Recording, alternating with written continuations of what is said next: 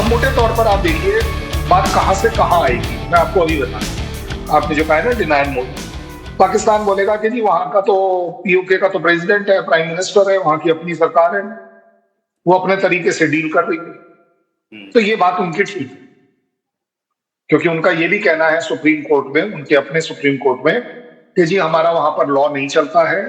ये काफी टाइम हो गया, तो 1 साल होने आ रहा है कि जब उनके अटॉर्नी जनरल ने लिख कर दिया था कि हम पीओके से रिलेटेड कोई जवाबदारी नहीं दे सकते, तो इसलिए आपने जो करना है वैसे डिसाइड कर लीजिए। सो अब जब आर्मी या पाकिस्तान एडमिनिस्ट्रेशन बोलेगा, तो खास बात हमने ध्यान देखनी होती है 2 चीजों की। कहीं कोई आर्मी उनकी ब्लैक ड्रेस वाले तो नहीं है। ब्लैक ड्रेस ढूंढिए, आपको समझ आ जाएगा कि आर्मी रेंजर्स है जो वो डिप्लॉय करते हैं हर बार। लेकिन अब बात गोली चलाने की नहीं। गोली चल गई, बंदा गिर गया, बंदे को चोट आ गई, बंदा मर गया, ये सब ऑन रिकॉर्ड पीओके वाले दिखाई देंगे गिरे हुए आदमी को। ये जो हजारों की संख्या में वहां से आदमियों को या लोगों को जो गायब किया जा रहा है, वो क्या है काम, वो ज्यादा जरूरी है। सो पाकिस्तान के एडमिनिस्ट्रेशन से ये सवाल पूरी दुनिया को पूछना चाहिए, और पूरी दुनिया पूछे या ना पूछे, आज मैं पहली बार अपने आप को, अपने सो कॉल्ड आर्मी को और अपने देश को मैं पूछ रहा हूं, कब तक कब तक आप रोहित जी के ऊपर छोड़ के रखोगे कि ये वाले टॉपिक को कवर करें? सर ये हमारी क्या जवाबदारी है? ड्रेस तो ब्लैक ही दिख रही है सर, वो जो सामने। देखिए, मैंने आपके शो पर इसीलिए बोला है कि हमारे यहाँ भी तो 10 तरह के लोग हैं ना, जो मानते हैं कि नहीं जी ऐसे नहीं वैसे और वैसे नहीं ऐसे।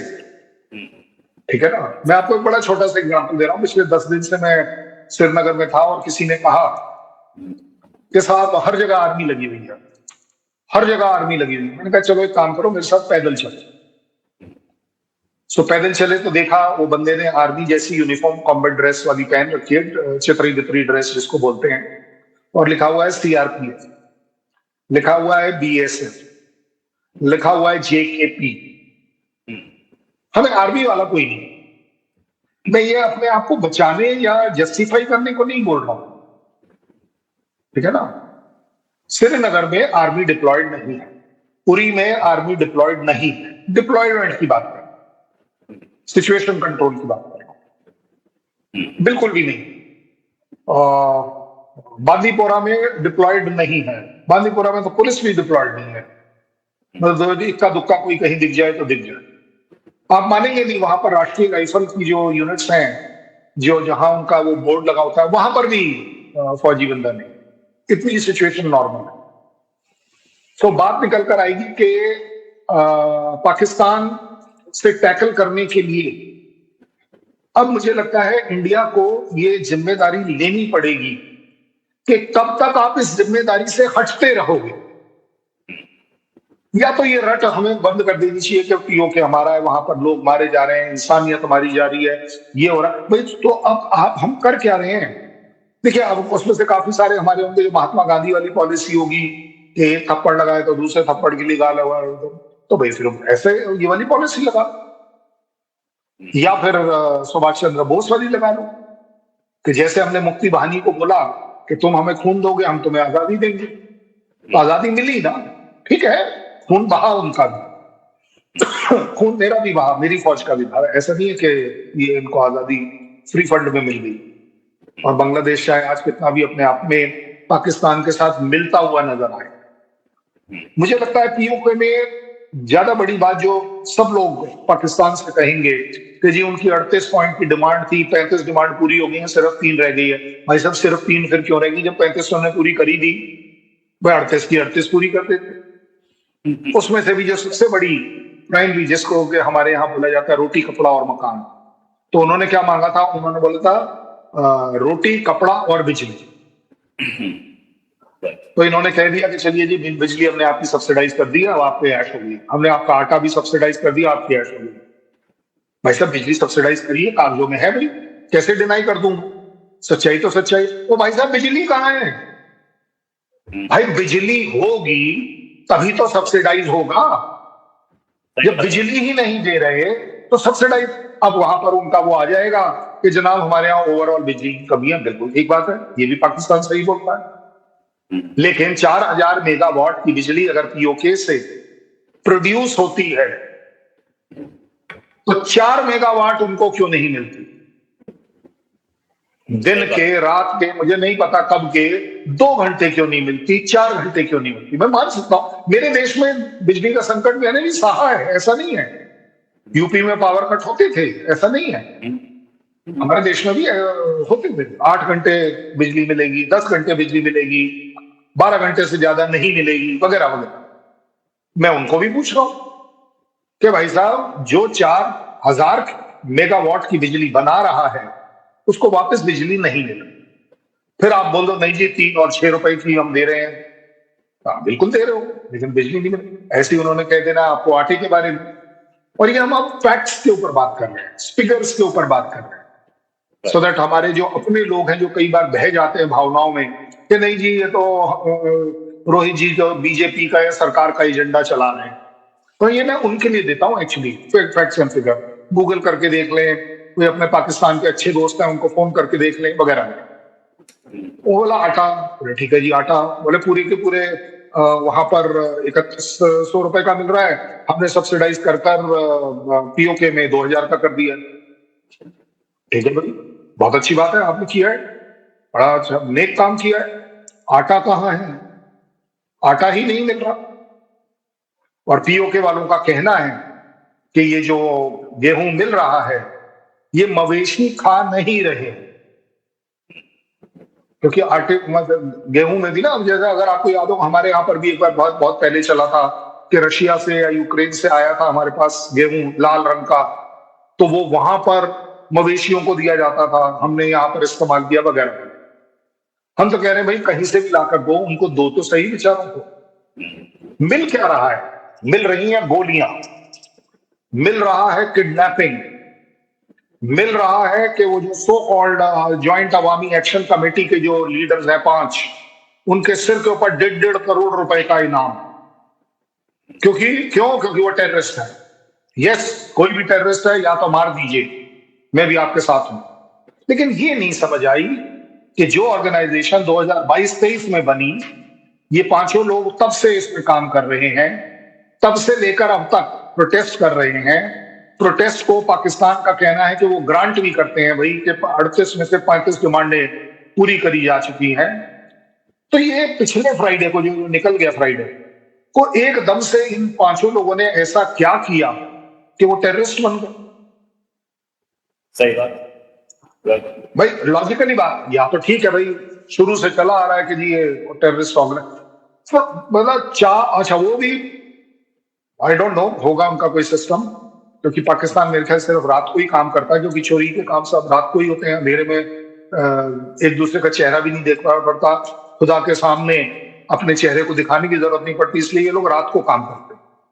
तो इन्होंने रात को ऑर्डर निकाला था 12 बजे कि जी ये जो ज्वाइंट अवामी एक्शन कमेटी है ये टेररिस्ट ऑर्गेनाइजेशन,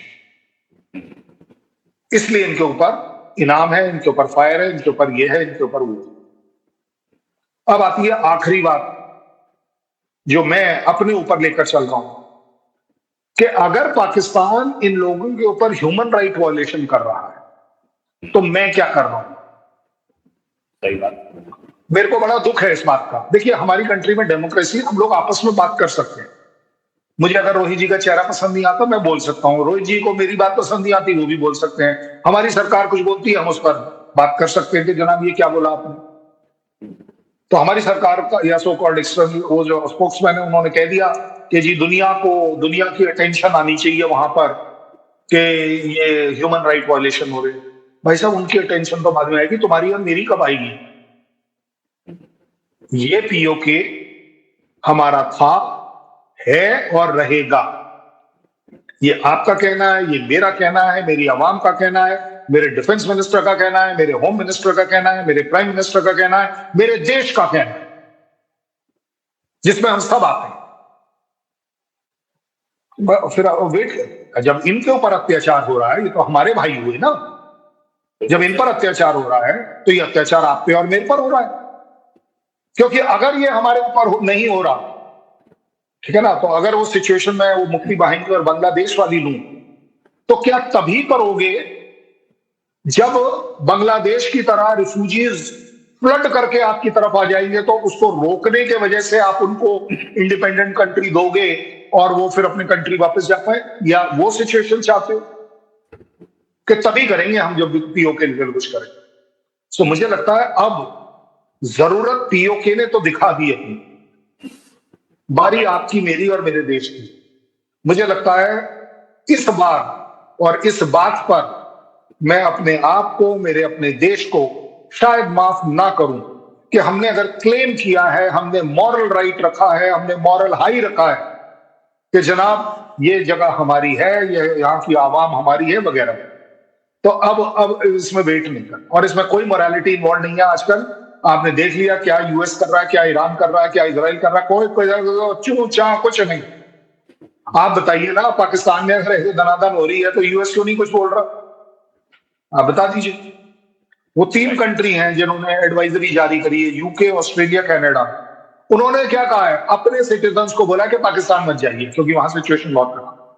बस ये नहीं बोला, बदमाशी देखिए, ये नहीं बोला कि मानवता के तौर पर कि जो वहां कत्ले आम हो रहा है, ये जो वर्ड है जीनोसाइड, वो 4 आदमी अगर मुसलमान मर जाते हैं इंडिया में तो जीनोसाइड हो जाता है, ठीक है ना।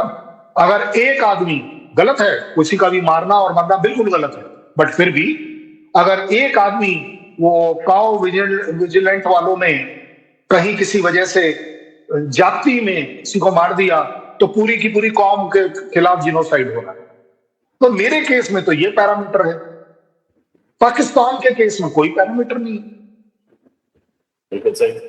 और जिन लोगों के पास बहुत ज्यादा बोलने को है, जो बहुत ज्यादा अपने आप को 30 मार्का समझते हैं कि नहीं जी ये ना हर एक जगह पर वर्ड लगा दिया जाता है, गोदी मीडिया, मोदी मीडिया, पता नहीं कौन कौन सा मीडिया, ये मैं उनको भी कह रहा हूं कि एक बार इवेलुएट करके देखो। तुम मेरे से बड़े, तुम मुसलमान नहीं हो, पहले तो मैं ये समझा दूं। कोई मुसलमान मेरे कंट्री का मेरे से बढ़ के मुसलमान नहीं हो सकता, क्योंकि मैं हिंदू राजपूत होकर अपने रेजिमेंट के अंदर मुसलमानों के साथ रहा हूं, उनके साथ मैंने उन्होंने मेरी आरती में ओम जय जगदीश हरे पढ़ा है और मैंने अल्लाह अकबर पढ़ा, क्या बड़ी बात। तो इसलिए मेरे से बड़े कोई मुसलमान नहीं हो सकता। तो उन मुसलमानों से मेरा प्रार्थना है कि एक बार ये भी तो बोल के देखो कि जो चाइना में मुस्लिम्स के साथ हो रहा है वहां बड़ी नेकी और बड़ी मानवता की बातें हो रही है। तो ये जो डबल स्टैंडर्ड है ना, ये मेरे पास भी डबल स्टैंडर्ड है, इसलिए मेरे को दुख है। मैंने क्या कहा कि अगर पीओके हमारा था, है और रहेगा, कब, कैसे, क्यों नहीं, अब इन जवाबों को अगर आप और मैं इवेलुएट कर लें तो जनाब मैं इस नतीजे पर आता हूं कि इस समय नहीं तो ये हर बार की तरह पाकिस्तान आर्मी पीओके के इस सो कॉल्ड प्रोटेस्ट को दमन चक्र चलाकर दबा देगी। वो हजारों लोग जो गायब कर दिए हैं वो गायब ही रहेंगे। वो जो माताएं हैं, जो बहनें हैं, जो बच्चे हैं जिनके लोग गायब हुए हैं, वो रोते रह जाएंगे। और मैं तो कहता हूं दिली दिल शायद कहीं ना कहीं जो वहां पर झंडा पकड़ता है इंडियन वाला और लहराता है, हमारे यहाँ तो अनाउंस भी हुआ है कि जी पीओके और बलूचिस्तान बोल रहा है कि हमें भारत से मदद चाहिए। अब और चलते क्या है? तो इसलिए प्लीज वर्ल्ड कम्युनिटी के ऊपर मत डिपेंड करिए, कहीं ना कहीं हमें भी, और जरूरी नहीं है, मैं कह रहा हूं कि पीओके को मुझे अपना ही बनाना है। मैं ये नहीं कह रहा मुझे बांग्लादेश अपना बनाने का पूरा उस समय अधिकार था, मैंने नहीं बनाया। ये पॉलिटिकल डिसीजन है, ये मेरी कंट्री का कैरेक्टर है। आप और मैं रो रहे हैं कि वहां हजारों लोग मारे जा रहे हैं, सैकड़ों लोग मारे जा रहे हैं पीओके में। हमारे तो 3 नाविक मरे थे, और वो यूएसए का हाई हेडेडनेस कैरेक्टर देखिए, शैलो कैरेक्टर जिसको बोलते हैं, कि उन्होंने एक बार ये भी नहीं बोला कि ये गलत हुआ, ये नहीं बोला कि गलत हुआ, कि ये उसने भी बोल दिया जेडी वैंस ने कि हम डायरेक्टली बात कर रहे थे, किसी और के थ्रू बात नहीं कर रहे थे। तो ये क्या कर रहे थे, अंडे दे रहे थे वहां पे? ये पीओके नहीं संभाल सकते थे आके जब डायरेक्ट बात हो रही थी? तो नहीं, वो एक्चुअली मेरे यहाँ पर, और मैं खुद भी ना वेजिटेरियन हूँ, मैं अंडे भी नहीं खाता हूँ, तो ये भजिया तल रहे थे, ये और कुछ नहीं कर रहे थे। तो भजिया हमारे यहाँ अंडे खाने वाला भी ले लेता है और मैं भी ले लेता हूँ। लेकिन बढ़िया बात आप देखिए, हमने कही थी ये बात कि पाकिस्तान कॉम्पिटेंट नहीं है, उसका कैरेक्टर नहीं है, उसका बैकग्राउंड नहीं है इस तरह का मीडिएशन करने की। तो हमारे यहाँ हो गया कि जी पीस इनिशिएटिव है, तो भी हम क्रिटिसाइज कर रहे हैं।